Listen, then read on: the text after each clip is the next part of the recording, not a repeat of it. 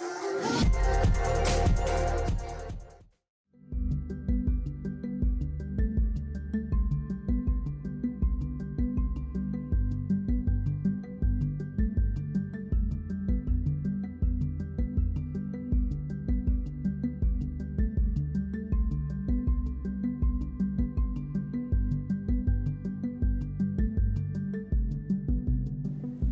your knee and bring your foot as high up on your opposite thigh as you can. From there, moving from the pelvis, start to rotate your pelvis towards your opposite side. Once you get to the end of your range and feel tissue tension, place your index and middle finger around the bump on the front of your pelvis with your thumb pointing towards your rear. Drive your pelvis into your fingers.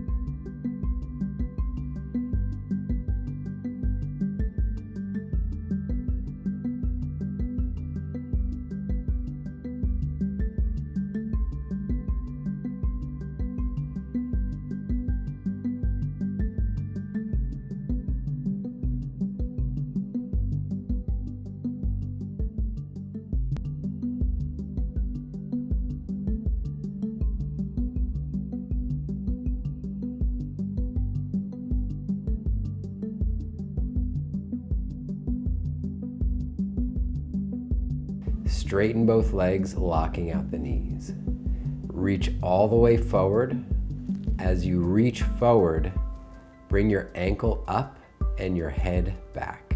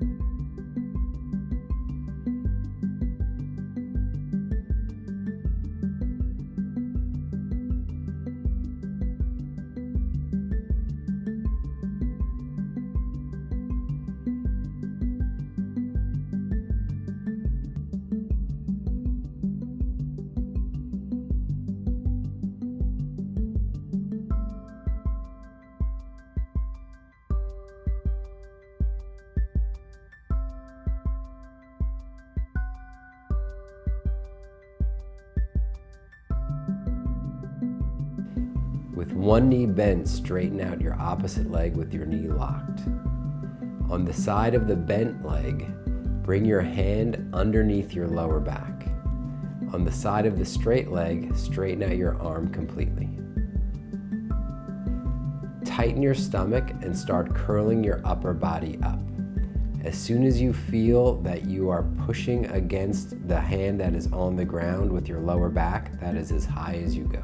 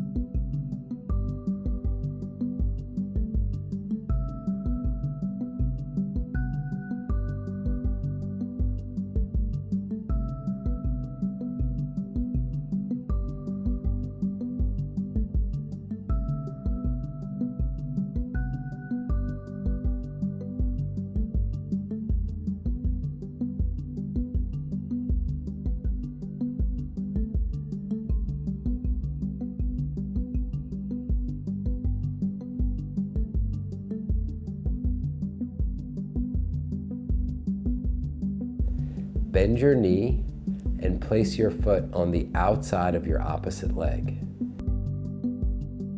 Bend both knees and bring your heels as close towards your butt as comfortable.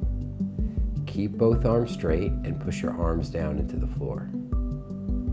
From there, tighten your glutes and start to lift your hips off the floor, especially focusing only on the glutes.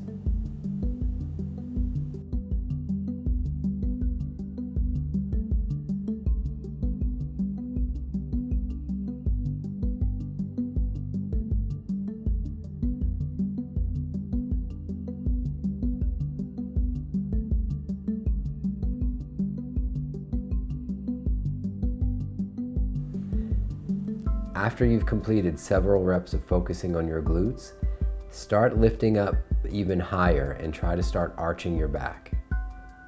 Bring this up as high as feels comfortable.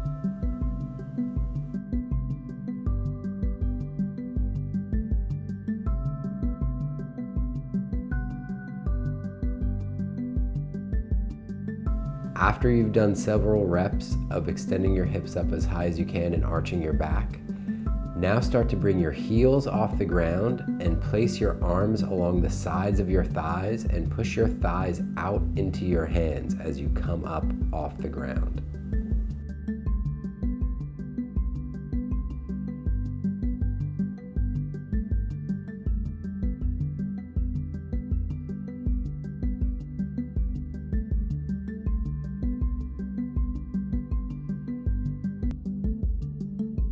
Come onto all fours and find a neutral spine.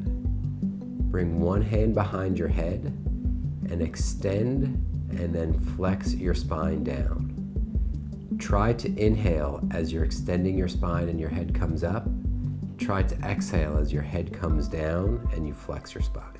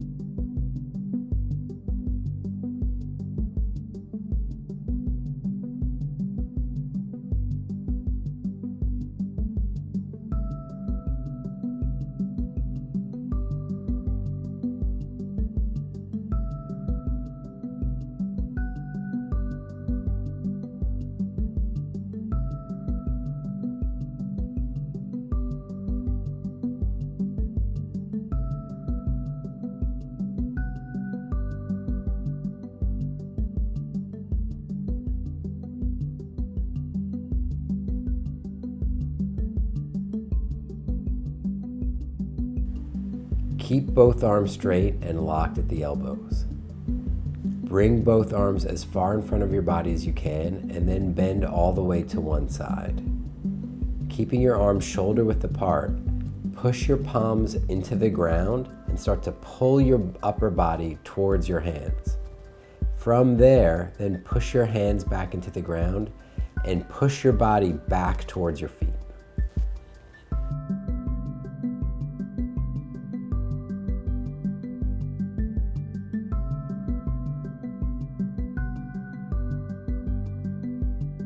After completing the child's pose, lay on the side of the body that you just did the pose to.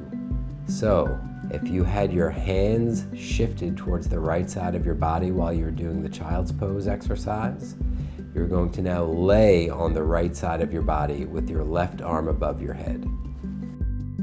Find a bolster and have it underneath the side of your body so that it creates a little bit of an arc. Lay your upper body around that bolster. Have the side of your arm that is closest to the floor with the elbow bent so it cradles your head. Have the top arm straight and overstretched above your head. Have your bottom leg in front with the knee bent. Bring your top leg back behind your bottom leg with the knee bent. After completing the lateral opening exercise, the next exercise in this 3-exercise circuit is this arcing motion.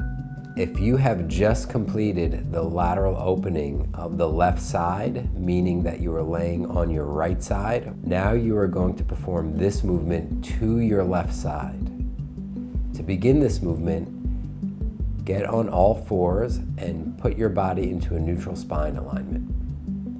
Then bring your arm straight out in front of you as if pointing to 12 o'clock on a clock face. With the elbow straight, turn the arm in and pull your wrist back so that your fingers are facing the back of your forearm. Move that arm back and around in an arc, trying to reach for your opposite side back pocket, rotating your spine and your neck as if you're trying to watch your hand get to that position. Stand slightly wider than hip width apart. With your upper body, place your hands on top of each other with your arms straight. Have your top hand pushing down into your bottom hand and have your bottom hand pushing back up into your top hand. As you lower down into the squat, keep your arms straight and have your hands drive through past your knees. On your way back up, push through the balls of your feet, keeping your arms straight, and bring the arms all the way over your head. As you get to the very top of the range with your arms straight over your head, push your arms into each other at the same time you are squeezing your glutes and tightening your stomach.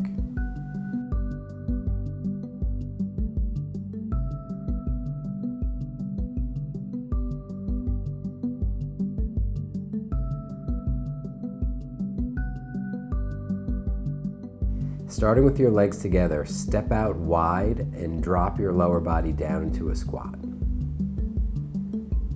With your upper body, keep both arms straight and bring your hands together. Reach for imaginary targets that are out in front of you, reaching for points along a clock face.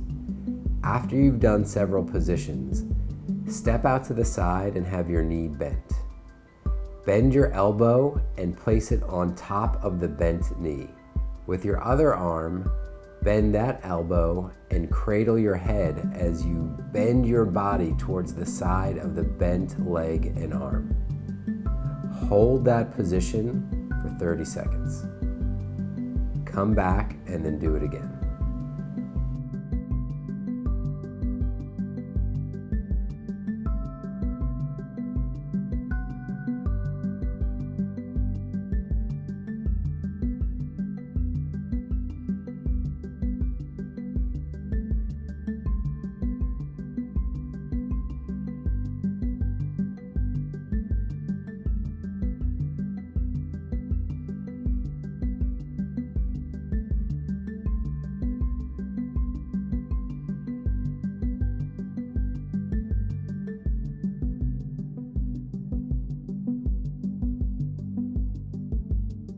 This is a chopping motion exercise, probably similar to something you've seen before. Start with your legs just slightly wider than hip width apart. From there, pivot to one side and lower your body all the way down, making sure to keep a neutral spine. When you get all the way to the bottom of the position, push down to the floor and pivot back the other way so that your legs are straightening up as you're rotating your spine to the opposite direction. With your upper body, the side of the arm that is now on the same side as the back leg is going to come straight up above your head. The arm is going to be turned in and the wrist is going to be pulled back. On the opposite side, the arm is going to go behind your body with the arm turned out the wrist pulled back and the fingers separated from each other.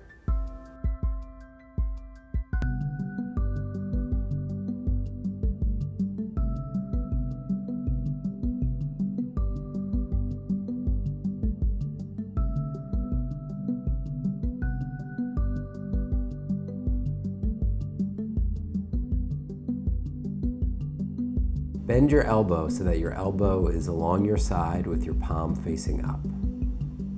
From there, lift up your shoulder so it's approximately coming directly out by your side and straighten your elbow. From that position, extend your wrist so you're pulling it back towards your body. When you extend your wrist, you are going to bring your head towards the same side of your shoulder. So as your wrist comes back, pull your head to the side of the arm that is up in the air. This is a rhythmic movement.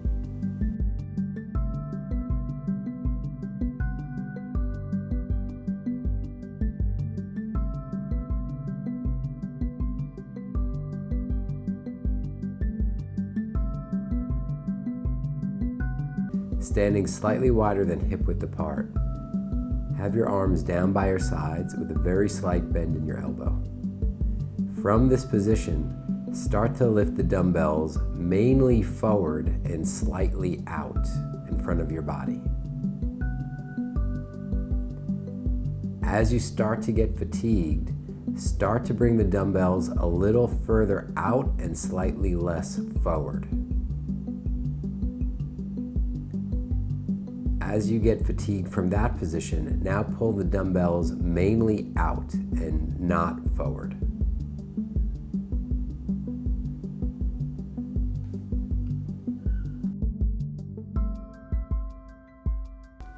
Stand with your legs staggered. With your forward leg, have that arm on the outside of the knee, stabilizing that knee slightly. Have the dumbbell in the opposite hand in front of your body and row the dumbbell up towards your shoulder. As you get fatigued, start to point your elbow slightly back. As you get fatigued from that position, now have the arm very close to your side with the elbow pointing straight back.